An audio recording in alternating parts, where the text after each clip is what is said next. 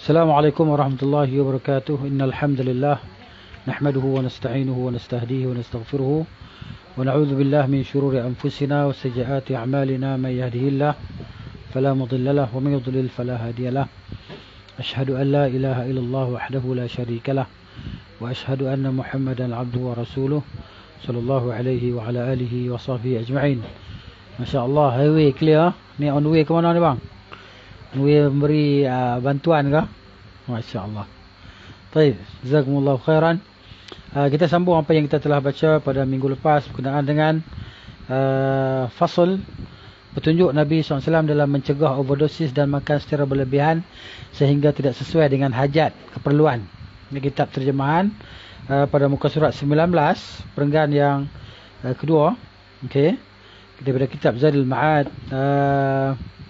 kalau kitabnya bahasa Arabnya jilid yang keempat, muka surat 18, kita sampai pada tajuk berkenaan dengan maratib al-ghiza salasatun. Makanan memiliki 3 tingkatan. Makanan ada 3 tingkatan. Kata Ibn Qayyim dalam kitab terjemahan dia di sini, pertama dia kata tingkat yang dihajatkan oleh tubuh. Ini martabatu al-hajah, tingkat yang dihajati oleh tubuh badan kita lah. Tubuh badan kita berhajat kepada tenaga. Kan? Tenaga tadi maknanya daripada pemakanan kita lah. Itu akan terhasil tenaga lah untuk kita bangun, berjalan dan seterusnya bekerja. Tingkatan yang kedua, martabatul kifayah, yakni tidak tingkat yang memadai. Kifayah ni cukup lah. Tingkat masa kita makan tu cukup, gitu. Yang kedua, yang pertama keperluan hajat, yang kedua memadai, banyak mana kita makan. Okey, keperluan tu lebih kurang sikit lah daripada yang memadai tu.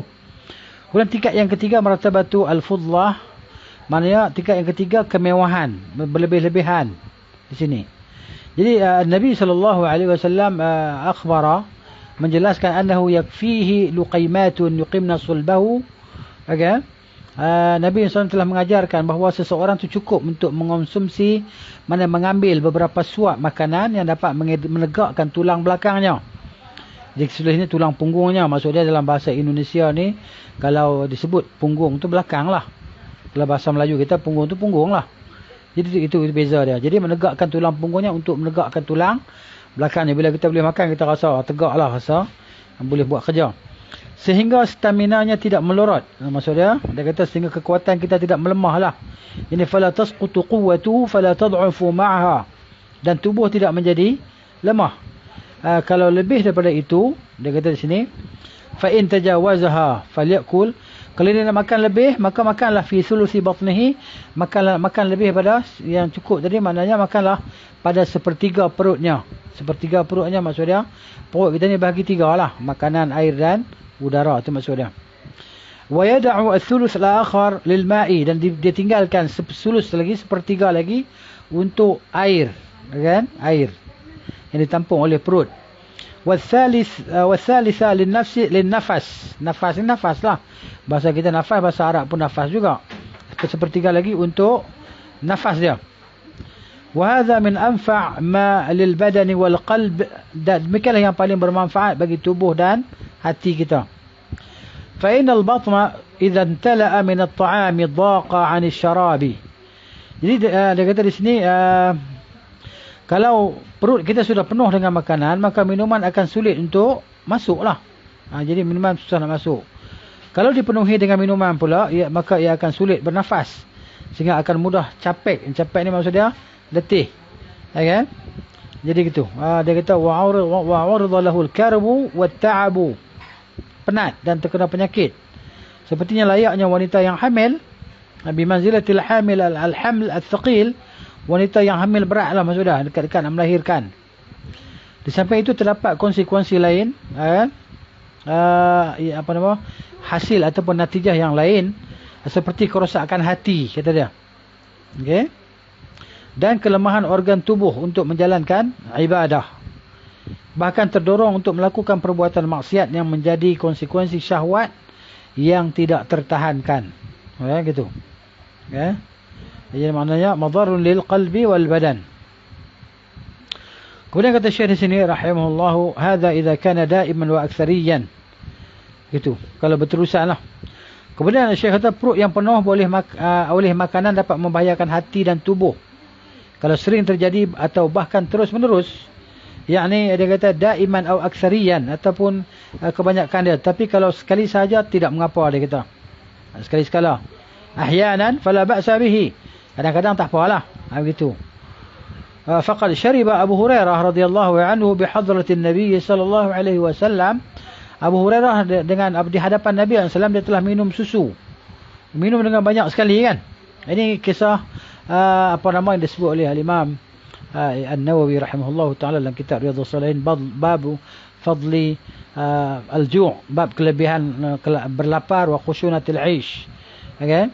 Dan kesempitan dalam hidup. Jadi maknanya dalam hadis tu, hadis yang panjang sangat, hadis Abu Hurairah radhiyallahu anhu, dia kata aku ni lapar sangat sehingga ambil batu ikat di perut, kemudian pergi duduk di tepi jalan, kan, duduk dekat jalan, tepi jalan tempat orang lalu lalang. Jadi semua orang lalu dah, orang tak perasan, sehingga akhirnya Nabi SAW lalu di situ, Nabi ajak aku pergi ke rumah dia, macam itulah. Sehingga bila Nabi SAW sampai di rumah, Nabi masuk rumah, Nabi tengok ada semangkuk susu. Maka Nabi tanya kepada keluarga dia, susu siapa yang bagi ni? Maka dia katakan, si fulan telah menghadiahkan padamu. Kan? Jadi Nabi SAW kata kepada Abu Hurairah, Abu Hir, pergi panggil orang dekat Sufah sana, apa nama, dekat yang tinggal di beranda masjid tu, orang miskin lah. Kan? Jadi dia pergi panggil maknanya, dan Nabi SAW beri minum. Nabi suruh Abu Hurairah hulurkan kepada setiap orang yang hadir di situ untuk minum daripada susu tersebut. Maka semuanya minum kekenyangan, sampailah kenyang ataupun hilang dahaga tadi, hilang lapar, sehingga akhirnya susu tu tak berkurang pun. Maka Nabi SAW kata, sekarang tinggal aku dan kau je lagi. Nabi suruh Abu Hurairah minum, kan? Dia pun minum. Nabi tak minum lagi, dia pun minum lagi, sehinggalah dia minum sampai tak ada ruang lagi dalam perut dia untuk dimasukkan susu tersebut lah, kan? Kenyang sangat, kenyang yang amat sangat. Kemudian Nabi SAW pun ambil bekas minum tu, sehingga Abu Hurairah tak mampu dah nak minum dah. Yang tadi itu lapar yang amat sangat, kan? Kemudian Nabi SAW pun minum, dan Nabi SAW habisilah bekas tadi, kan, susu tadi.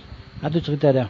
Jadi maknanya ini Abu Hurairah radhiyallahu anhu minum di hadapan Nabi SAW susu, kan? Sehingga dia berkata, wallazi ba'atsaka bil haqqi, demi Tuhan yang telah mengutuskan engkau dengan kebenaran, la ajidu lahu maslakan, tidak ada tempat lagi, ruang lagi dalam perut saya untuk masukkan susu ini. Kan? Wa akala as-sahabatu bi hadratihi miraran hatta syabi'u, dan ramai sahabat minum di hadapan Nabi sallallahu alaihi wasallam, ataupun makan di hadapan Nabi sallallahu alaihi wasallam banyak kali, dan dalam keadaan mereka tadi kenyang. Kan? Itu maksud dia. Jadi sekali-sekala tak apa-apalah. Jadi terlalu kenyang justru melemahkan stamina dan tubuh. Kita ni kalau kita makan terlalu banyak, kan, dia akan melemahkan balik badan kita. Dia berbeza. Kalau kita makan sikit, stamina tu dia kuat. Bila makan berlebihan, dia jadi lemah. Kan? Contohnya di bulan Ramadan, kita lihat bulan Ramadan, kan, ada orang yang makan sampai nak bangun pun susah dah. Tarawih lagi lah, letih, kan, letih. Jadi begitu, dah tak larat nak sembahyang tarawih dah. Kenapa? Kerana banyak makan ataupun banyak minum.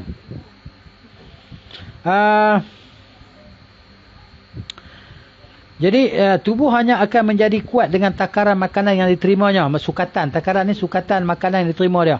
Kalau berlebihan memang tak bagus, kan? Maksud dia hanya untuk cukup-cukup atau memadai saja. Nabi SAW juga membagi perut manusia untuk menampung ketiga unsur tersebut, kan? Air, makanan dan udara. Kalau ada orang bertanya, mana lagi tempat untuk unsur api pada tubuh manusia? Kan orang kata ada air, api dan udara, kan? Dan tanah. Baik, kita share di sini, tengok apa dia kata.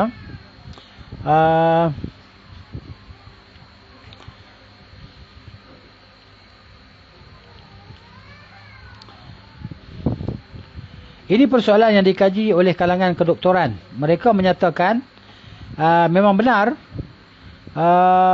tubuh mengandungi unsur api. Dia berkata memang benar tubuh ada unsur api, tetapi bukan bersifat materi. Materi ini maksudnya benda yang kita boleh rasa bila bernafas, macam naga, kan, keluar api ke mulut. Naga tu pun mitos juga, kan. Tapi bernafas keluar api, kan. Bukan macam tu maksudnya. Melainkan berupa reaksi saja, dia kata. api merupakan salah satu daripada 4 unsur yang disebut, kalau disebut dalam istilah perkataan Yunan yang diarabkan wastuqsatah. Maksud dia gitu. Dan yang ditulis dalam bahasa Arab, kalau ditulis ini siktosit. Kan? Substansial. Dalam bahasa Arab dipanggil wastuqsatah, yang diterjemahkan, kalau diterjemahkan wastuqsatah ni maksudnya rangkuman. Satu perkara yang dirangkum daripada air, udara, api dan tanah. Ya. Kemudian kata Ibn Qayyim lagi rahimahullah ta'ala, namun banyak kalangan terpelajar lain, baik dari kalangan medis atau lainnya, yang menentang pendapat mereka. Maksud itulah ada khilaf kan. Dalam bab agama ada khilaf, tanpa bab ni mesti ada khilaf juga. Kita kata macam tu, ada yang pro dan ada yang kontra. Macam kita cerita bab vaksin ni lah. Kan? Ada yang buat kajian macam tu, ada yang buat kajian macam ni. Masalah ijtihadiah kan. Masalah ijtihad maknanya kan. Nak buat kepastian satu perkara ni, nak pastikan yang ni pun dia ada data, dia ada kajian, yang ni pun buat ada macam-macam kan. Jadi ada pro ada kontra. Itulah dia maknanya kan. Berlaku kekhilafan dalam bab fiqh, bab agama pun ada khilaf, tambah bab medical ni, bab perubatan ni. Baik.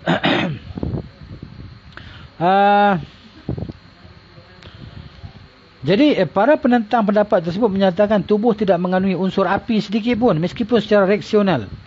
Mereka memiliki beberapa alasan. Yang menentang ni kan, dia berkata ada beberapa alasan yang kita berhujah dengannya.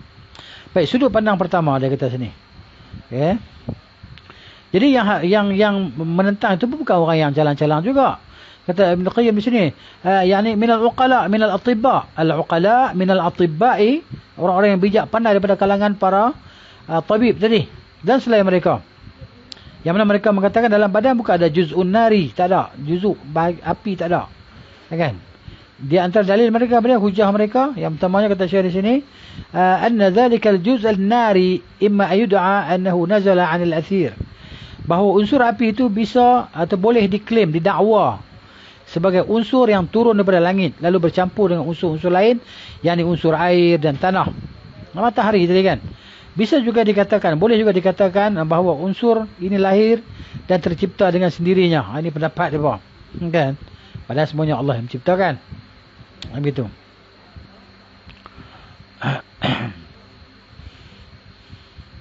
Jadi dia kata ini, anna dhalika al-juz' an-nari imma ayud'a annahu nazala 'an al-athir wa ikhtalata bi hadhihi al-ajza' al-ma'iyah wal-ardiyah, aw yuqal innahu tawallada fiha wa takawwana. Wal-awwal mustab'adun liwajhaini. Dia kata di sini kemungkinan pertama jelas mustahil lah, kerana dua alasan. Alasan yang pertama, kerana secara alami, secara alami ni api itu justru selalu naik ke atas, bukan diturun ke bawah. Kalau ia turun berarti ia meninggalkan pusat keberadaannya menuju ke alam dunia ini, kan, api itu. Okay. Alasan kedua, bahawa ketika api itu turun dari langit, ia harus melalui rotasi wap kapur yang amat dingin sekali. Kalau terjemah dalam bahasa Arab dia kata apa? Dia kata anna tilka al-ajza' an-nariyah la budda fi nuzuliha an ta'bura ala kurrati zamharir. Maknanya dia terpaksa melalui planet yang sejuk, api tadi, allati hiya fi ghayatil bard, yang mana teramat sejuk. Okay? Jadi api kalau lalu tempat sejuk, api padamlah. Begitu. Itu perbalahannya pula. Wa nahnu nusyahid fi hadzal alam, yang mana kita menyaksikan di alam ini, anna an-nar al-'azimah tantafi'u bil ma'il qalil. Kan, sedangkan api yang besar boleh terpadam dengan air yang sedikit. Kalau di dunia ni dia kata, fatilkal ajza' as-saghira, dan sedangkan juzuk yang kecil itu, inda mururiha bi kurati zamharir, ketika dia lalu di planet yang terlalu sejuk tadi, melintasinya, fi ghayatil bard, yang teramat sejuk, kan, wa nihayatul 'azam aula bil intifa', tentulah lebih utama ia akan terpadam sebelum sampai ke bumi. Itu maksud dia. Ini alasan yang kedua lah.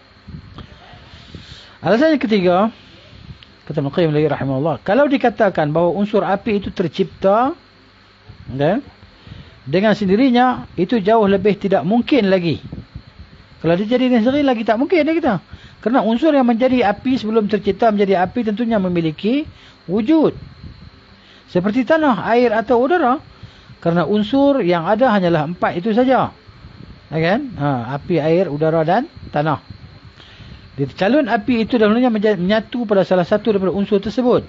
Bersenyawa dengannya. Unsur yang bukan api kalau bertemu dengan unsur-unsur besar yang juga bukan api juga bukan merupakan bahagian daripada api.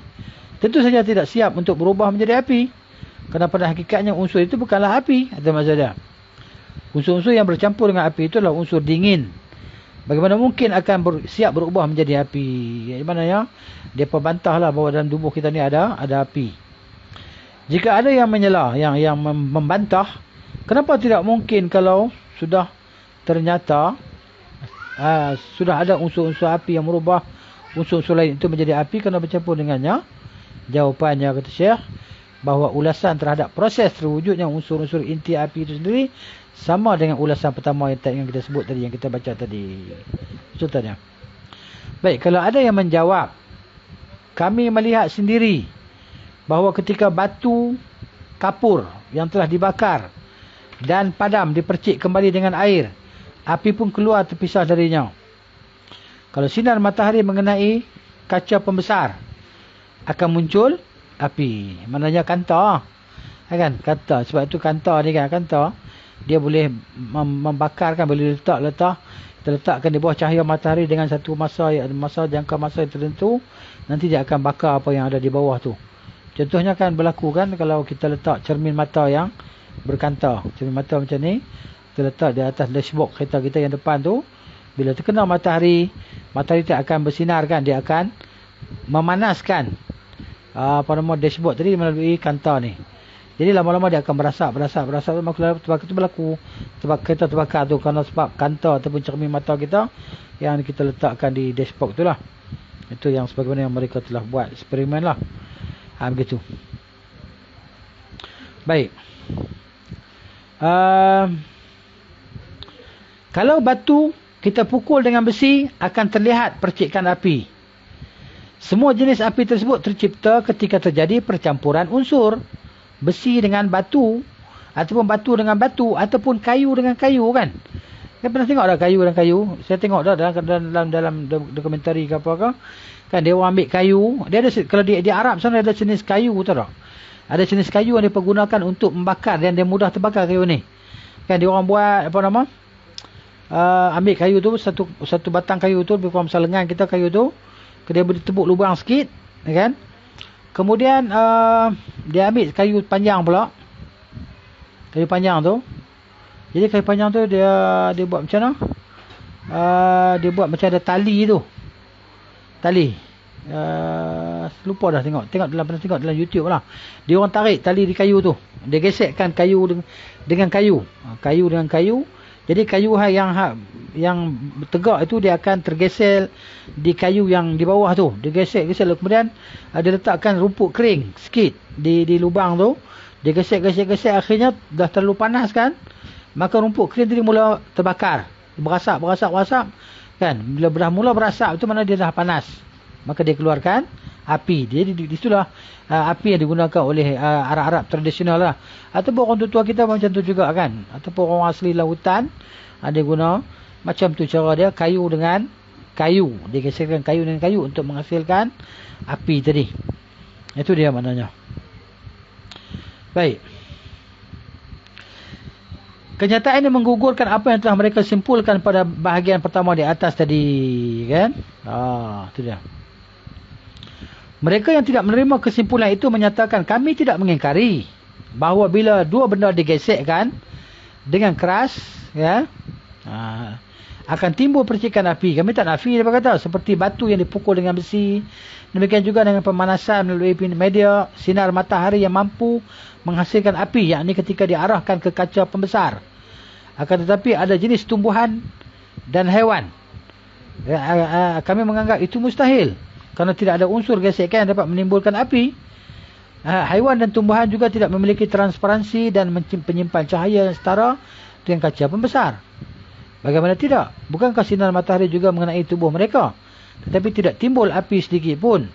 Kerana cahaya tidak bisa menembus perut mereka, bagaimana mungkin akan timbul api. Ini pihak yang menentang tadi kan. Baik, itu sudut pandang yang pertama. Sudut pandang yang kedua pula, dalam pokok persoalan ini, kalangan medis bersepakat air yang mendekam lama bisa mencapai suhu yang panas sekali secara alami. Ni dia buat kajian. Dia kata di sini kan.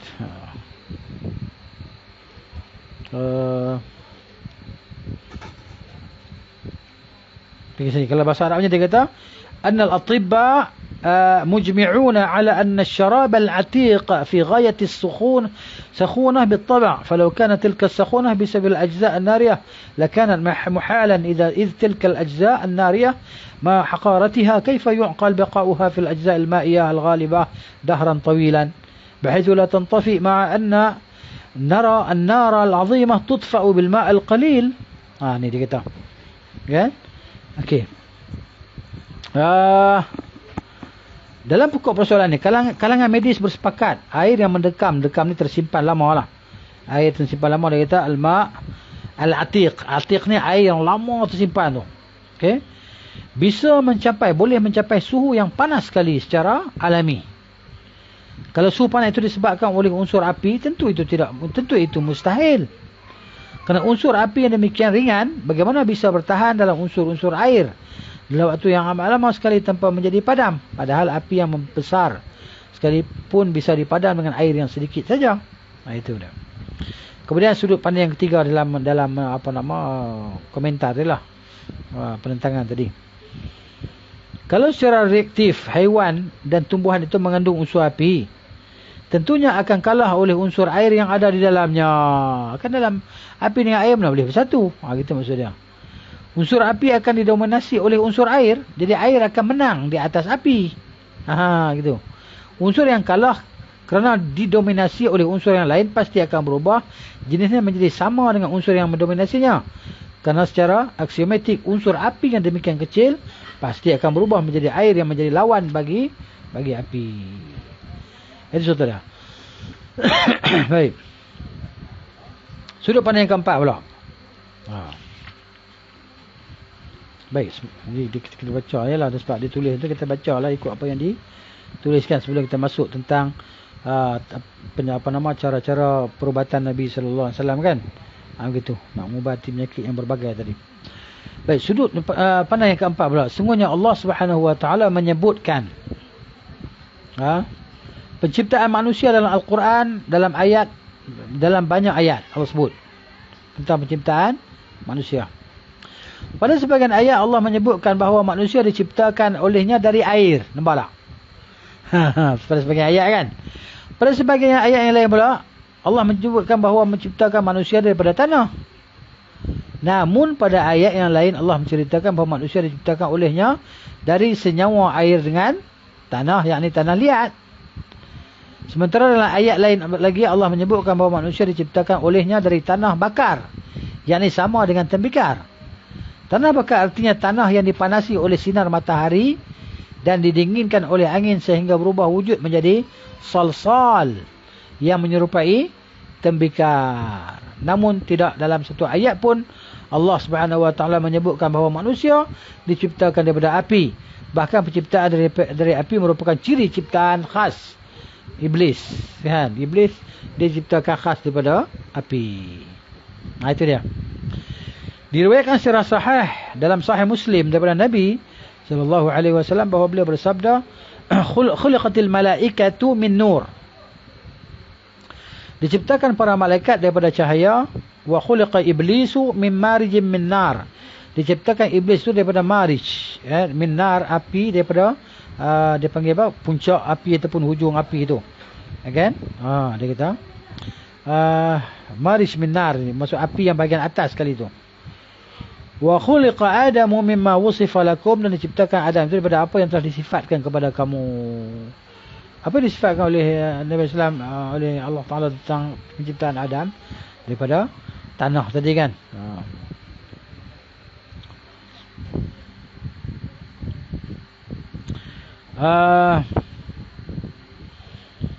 Dalam hadis ditegaskan bahawa Allah Subhanahu Wa Taala menciptakan Adam hanya dari bahan-bahan yang telah disebutkan oleh Allah Subhanahu Wa Taala dalam kitabnya. Sementara Allah tidak pernah menceritakan dalam kitabnya bahawa dia menciptakan Adam daripada api. Dan tidak pernah pula menyebutkan bahawa dalam unsur ciptaannya Adam mengandungi api. Tak ada pun, tak sebut pun. Ini sudut pandang yang keempat. Adapun sudut pandang yang kelima, paling tidak yang bisa atau yang boleh mereka jadikan sebagai alasan hanyalah suhu panas yang mereka saksikan pada tubuh haiwan. Kan contohnya kita ada kucing kan. Ada Abu Muhammad Salafi ni banyak kucing ni. Dia banyak kucing. Jadi dia tahu panasnya kucing tu macam mana kan. Suhu badan kucing bukan rasa suam ya. Gitu. Yakni bahawa itu menunjukkan adanya unsur api.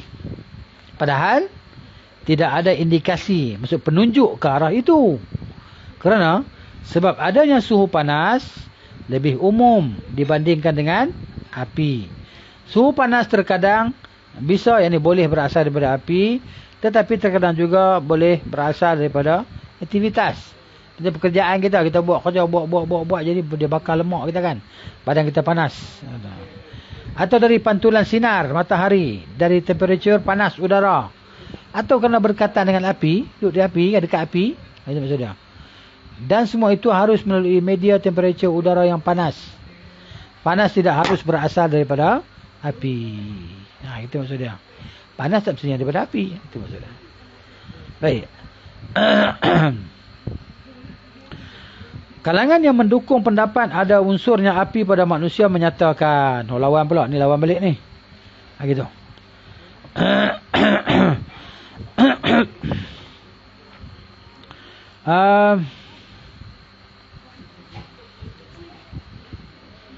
Sudah dimaklumi bahawa apabila air dan tanah bercampur, pasti akan mengeluarkan panas sehingga campuran kedua unsur itu menjadi bersenyawa dan matang. Kalau itu terjadi, berarti salah satu unsur belum bersenyawa atau bersatu dengan unsur lainnya. Demikian pula halnya apabila kita menaburkan bibit tanaman di atas tanah liat yang tidak bisa ditembus oleh air dan sinar matahari. Tentu bibit itu akan rosak. Maka realitinya adalah bahawa dalam senyawa dua unsur itu tercipta unsur yang menjadi masak. Kan?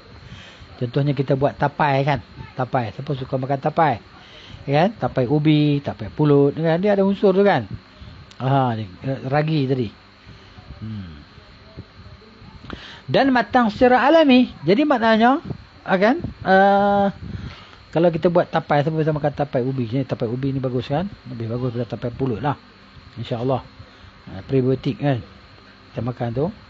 Dia maknanya dia kita akan rebus ubi tu kan, dia keras kan, ubi kayu lah maksud ni.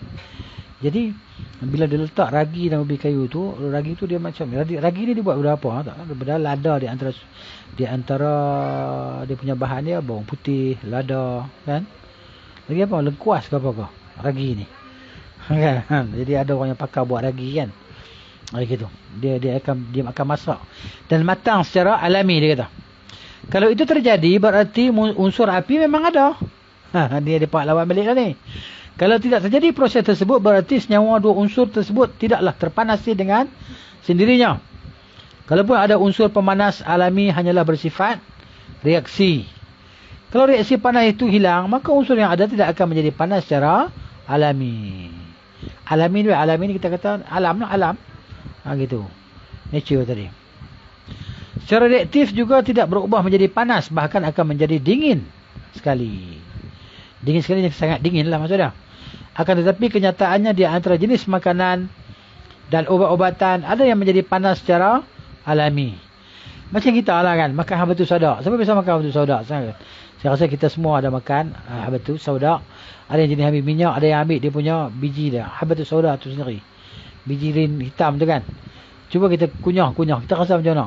Kalau kita ambil overdose, kita ambil banyak kunyah, dia akan perit dia tekak kita ni, rasa panas, pedih tekak. Bila kita telan air liu pun dia rasa macam ada jadi pedih lah. Tekak kita ni macam luka kerana panas apa tu sauda tadi. Kan? Gitu maksud dia. Jadi secara alami lah. Maka terbukti panas itu terjadi semata-mata kerana adanya istir api. Juga kalau tubuh tidak mengandung unsur pemanas, tentunya akan mengalami rasa dingin yang amat sangat. Itu dia. Kerana kalau secara alami sudah mengarah ke suhu dingin, sementara tidak ada unsur logam atau unsur penghantar panas yang lain yang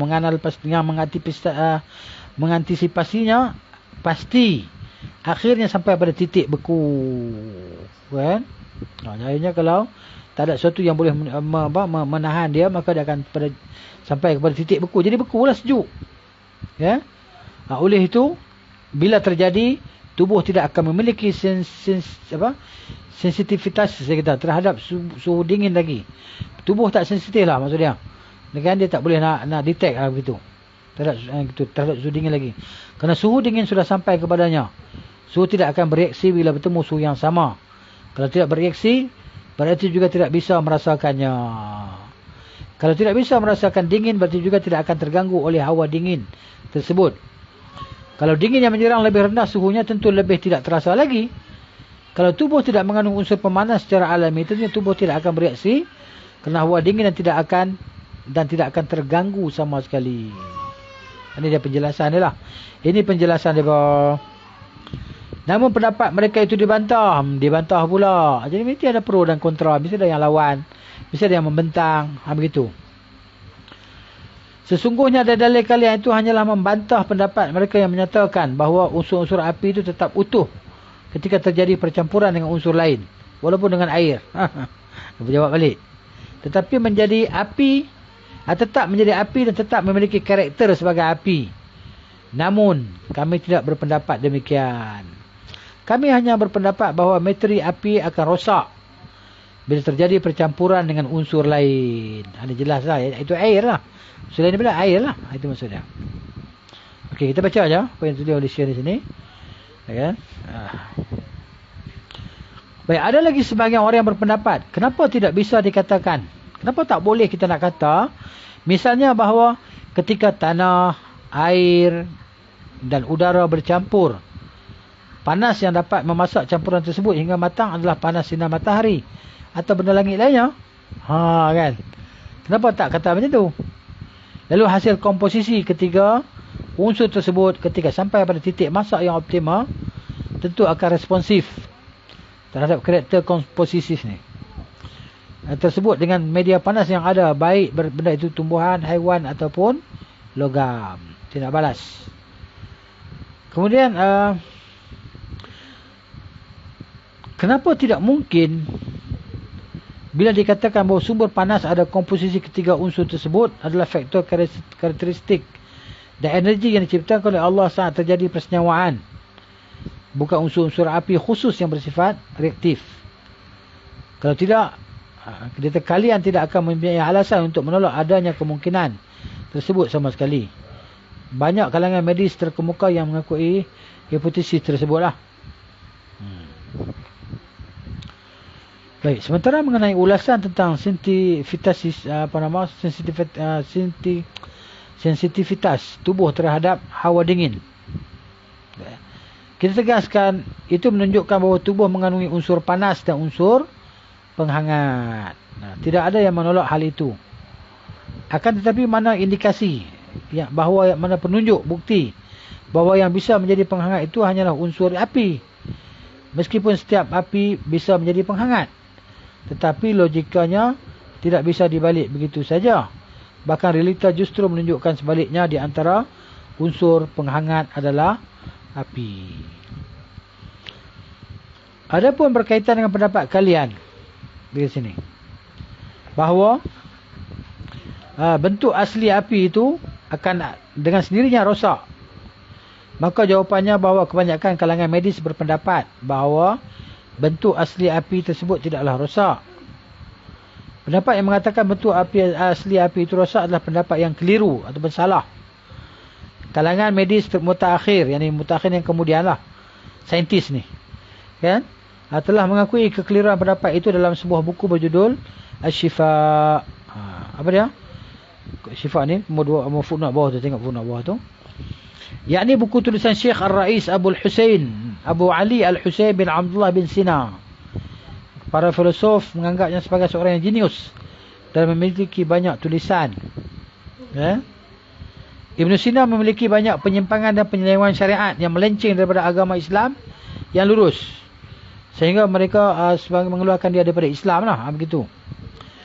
Penyimpangan dan kekeliruannya tidak diredai oleh para ulama yang sentiasa istiqamah di atas syariat Islam yang lurus. Di antara mereka adalah penulis sendiri, yakni Ibn Qayyim rahimahullah ta'ala.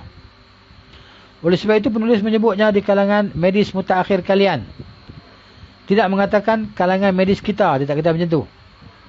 Penulis dan syekh, yakni syekh beliau, ini guru dia, iaitu Syekhul Islam Ibn Taimiyah, memiliki banyak bantahan yang mengungkap penyimpangan Ibn Sina. Bantahan-bantahan tersebut mereka berdua kemukakan dan sebarkan dalam banyak tulisan mereka berdua. Yang mana Ibn Sina wafat pada tahun 428 Hijriyah. Sehingga ada yang mengatakan dia bukan Muslim lah, begitu. Baik.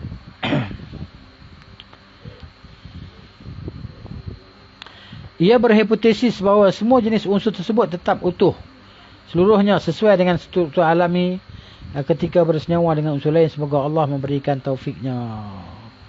Itu. Kemudian tengok faslun pula. Faslun yang baru. Okey. Faslun. Sini.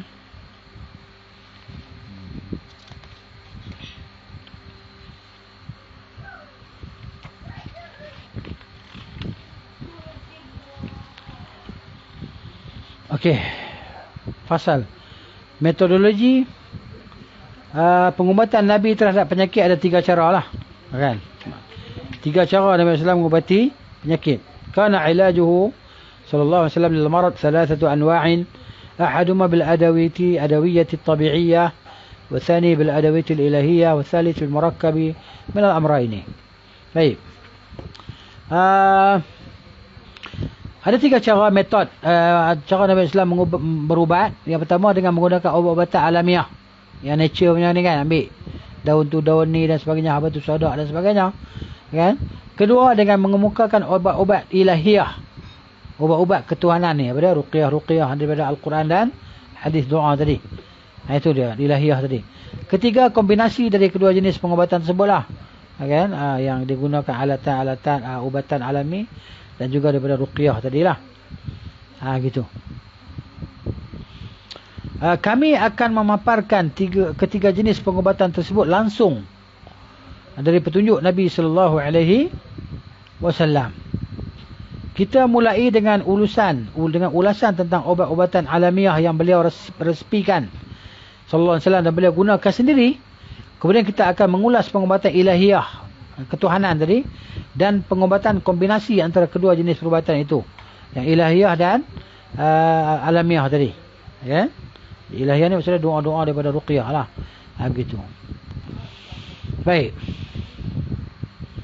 Indikatornya adalah bahawa Rasulullah sallallahu alaihi wasallam hanya diutus untuk menjadi pemberi petunjuk, mengajak ke jalan Allah dan menuju ke syurganya, memperkenalkan Allah kepada umat manusia lah, menjelaskan kepada umatnya apa-apa yang boleh membawa kepada keredaan Allah, bahkan memerintahkan mereka untuk melakukan hal-hal tersebut.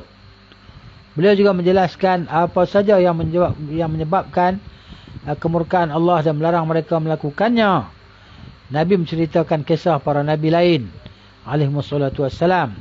Para rasul berikut kondisi mereka, keadaan mereka bersama umat-umat mereka. Jadi para nabi ni ramailah sebelum Nabi SAW, kan, sebutlah satu riwayat tu sampai 124,000 kan.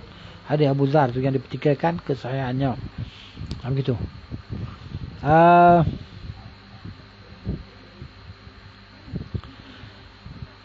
Kisah penciptaan alam semesta, awal penciptaan makhluk dan hari kebangkitan mereka. Bagaimana jiwa manusia bisa menjadi sengsara atau berbahagia, serta berbagai sebab yang melatar belakanginya. Ini dijelaskan oleh Nabi sallallahu alaihi wasallam. Sementara pengobatan jasmani itu merupakan penyempurna ajaran syariat, sehingga bukan merupakan sasaran sesungguhnya. Pengobatan itu hanya digunakan bila dihajatkan sahaja.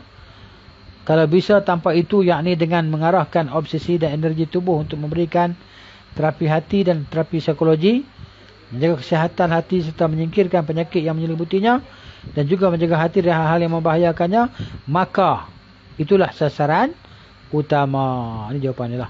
Itulah sasaran sesungguhnya daripada ajaran syariat. Itu dia. Kemudian, memperbaiki kondisi jasmani tanpa memperbaiki hati tidak ada gunanya sama sekali. Hati kita tak jaga kan. Hati kita jaga. Tapi jasmani kita jaga pula. Ini tidak memberi manfaat, tidak ada kebaikan lah. Kalaupun badan rosak, selama hati tetap baik, bahayanya amatlah kecil sekali. Tapi hati elok, badan dah tak sihat, baik kecil. Yakni bahaya yang akan hilang. Bahaya tu yang akan hilang dan kemudian disusul dengan manfaat yang justru berkesinambungan dan sempurna. Semoga Allah memberi taufiknya. Habis itu. Kan? Kita masuk pula berkenaan dengan pengobatan dengan ubat-ubatan natural. Kan, yang alami ni, daripada daun-daun, bahan-bahan, tumbuh-tumbuhan dan sebagainya. Kan? Pasal petunjuk Nabi Islam tentang terapi penyakit demam. Macam mana dia ajar Nabi Islam kalau kita ni demam? Ubat dah. Ini Tibbun Nabawi ni. Kita ambil perhatian kan. Baik, kata Ibn Qayyim rahimahullah, diriwayatkan dalam kitab Sahih Al-Bukhari dan Muslim daripada Nafi', daripada Abdullah bin Umar radhiyallahu anhuma, bahawa Nabi SAW bersabda, innamal humma, hanya penyakit demam panas itu, atau syiddatul humma, ataupun panas yang amat sangat itu, min fayhi jahannam, daripada wap neraka Jahannam. Fa'abriduha bil ma'i, maka dinginkanlah dengan air. Maksudnya sebab tu kan, kalau ada kanak-kanak demam, kita dengar, kita ambil air, dia sapu kan, sapu dekat kepala, pergi jelum air di kepala kan, sapu usap air di kepala tu, dia supaya dia menurunkan suhu panas kita. Kan, saya juga teringat dulu pernah lah, semasa saya mula pergi ke Pakistan tahun 1992, saya kena penyakit demam kuning. Saya kena demam kuning, jadi suhu badan saya panas. Dia orang bawa pergi hospital dekat Karachi tahun tu. Jadi doktor dia buat macam mana tak? Dia tanggalkan baju kita, dia ambil air batu.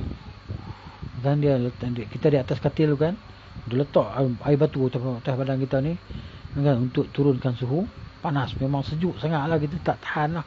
Tapi akhirnya itulah, dia boleh menurunkan suhu badan. Begitu juga yang kita buat kan pada anak-anak kita, pada baby ke, kita dijelumkan dengan air kan. Kalau badan dia panas, kepala dia panas tu, takut dia jadi macam sawan, cepat sapu air tu dia, kerana badan panas tadi, boleh air yang sejuk tadi ataupun kain tuala kecil yang basah tadi boleh jadi kering kan. Diletakkan di atas kepala dia di air tadi kan, untuk menurunkan suhu panas badan dia tadi. Habis tu, maka kata ini sunnah, ini diajar Nabi sallallahu alaihi wasallam, fa'abriduha bil ma'i, maka Nabi kita sejukkanlah dia dengan air. Gitu. Hadis ini terlihat rumit, terlihat macam payah hari ini bagi majoriti kalangan medis yang kurang memahami, kata Ibn Qayyim. Kalangan saintis yang kurang memahami ni. Hadis ini mereka anggap bertentangan dengan sistem terapi dan pengobatan terhadap demam. Dia berkata, berikut ini penulis Ibn Qayyim akan memberikan penjelasan dengan daya dan kekuatan Allah. Ditinjau daripada sudut pemahaman fiqh dan argumentasinya, kami tegaskan, Ibn Qayyim. Konteks ucapan Nabi itu ada dua macam. Pertama, yang bersifat umum untuk seluruh manusia di muka bumi. Yang kedua, bersifat khusus untuk sebahagian manusia sahaja. Contoh bentuk konteks pertama, umum tadi, adalah ucapan-ucapan beliau pada umumnya. Kan, secara umum semua orang boleh dengar. Adapun bentuk konteks kedua, seperti ucapan beliau sallallahu alaihi wasallam, janganlah kalian menghadap kiblat ketika kalian buang air kecil ataupun air besar. Kan? Jangan.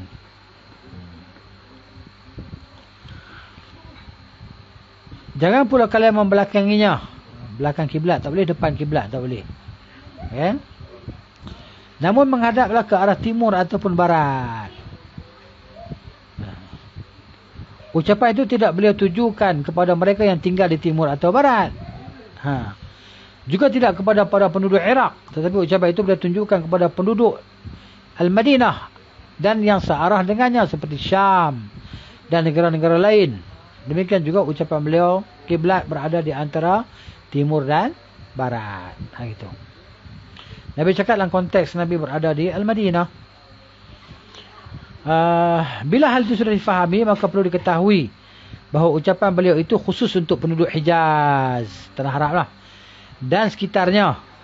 Kerana kebanyakan penyakit demam yang terjadi di sana termasuk jenis demam yang dapat muncul sewaktu-waktu, yakni yang terjadi kerana panas terik matahari kan. Contohnya panas terik ni kita boleh jadi sesama dan sebagainya. Demam semacam itu bisa diatasi dengan air dingin, dengan cara diminum atau dibuat mandi. Demam adalah sejenis suhu panas yang unik yang menyala-nyala di jantung, lalu melalui perantaran energi tubuh dan darah dalam pembuluh darah tersalurkan seluruh tubuh sehingga terasa membara dan bisa membahayakan aktivitas alamiah tubuh itu sendiri. Ini disebutkan di sinilah. Okay? Baik, kat mana tadi?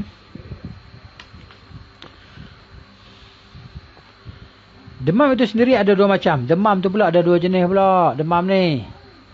Pertama, demam yang bersifat simptomatik. Apa dia simptomatik? Sini saya jelaskan sendirilah. Kalau terjemah dalam bahasa Arab ni, simptomatik ni apa ya? Kat mana?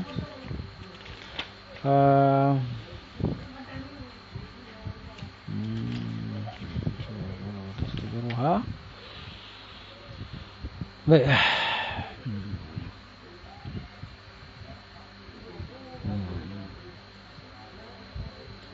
Baik, dia kata sini وهذا الماء والبال وشرب مغتسل فإن الحمى حرارة غريبة تشتعل في القلب وتنبث منه بتوسط الروح والدم في الشرايين والعروق إلى جميع البدن فاشتعل فيه اشتعالا لا يضر بالأفعال الطبيعية.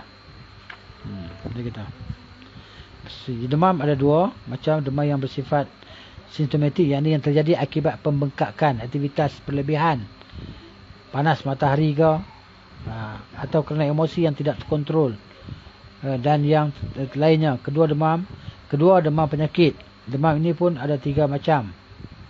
Dia kata demam ini hanya menjangkiti organ vital lalu menyebarkan panas ke seluruh tubuh.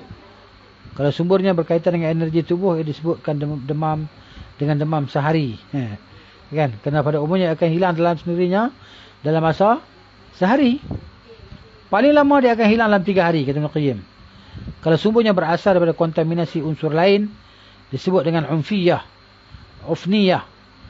Demam yang satu ini ada 4 jenis. Demam kuning, yellow fever, demam hitam, black fever, mutinous fever, dan demam berdarah. Jika semuanya berasal dari organ keras yang utama, maka dinamakan dengan hektik. Sedangkan demam itu terbahagi dalam 3 macam. Dia kata.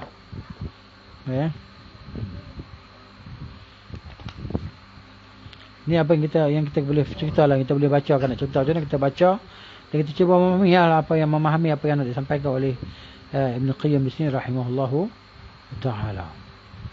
Jadi terkadang demam juga bisa sangat bermanfaat bagi tubuh. Dia kata kadang-kadang demam ni pun boleh jadi baik untuk tubuh kita. Bahkan bisa berfungsi daripada ubat. Seringkali demam sehari dan demam ufniyah itu menjadi faktor pematangan. Kan? Macam ni lah kita kata antibody kita ni kan, dia terbina di situ lah. Macam gitu. Kan?